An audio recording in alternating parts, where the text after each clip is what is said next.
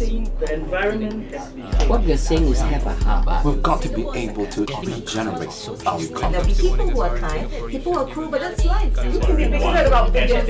I'm fine with that. I'm fine with that. What's wrong with Singaporeans?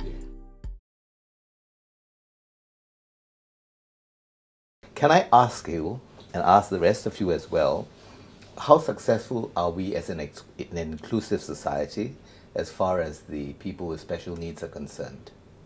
I personally think we have made small progresses in terms of infrastructure. All right. This is physical infrastructure. Physical infrastructure. So the lowest lying fruit is infrastructure.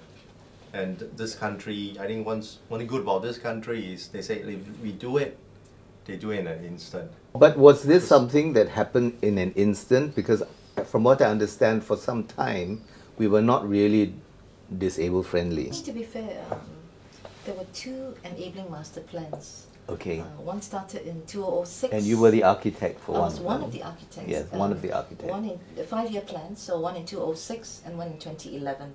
But I think prior to that, there were other plans as well. So this was started by the Ministry of MCYS, and now it's called MSF. So that is the plan by which government appoint commission several of us, maybe about 30 to 40 of us, from various organizations, including charities, and also schools and agencies and so forth. We got together to identify the gaps from cradle to grave, we call it. And was this the seminal association, whatever, initiative that brought about a change that we are talking about now?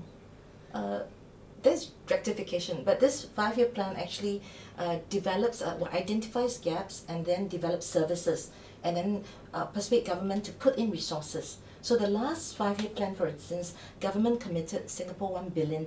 Yes. And so a lot of things has happened since the last 7 to 8 years.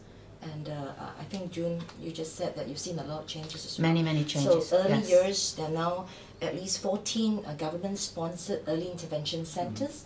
There is a universal $300 funding, regardless of means testing. Everybody has that, and then on top of that, means testing subsidies, means tested subsidies. So 14 early intervention centers. I think last year or 2 years ago, the government also had started a program called the Disabilities Support Programme in giving support resources for mainstream students in mainstream, special needs in mainstream.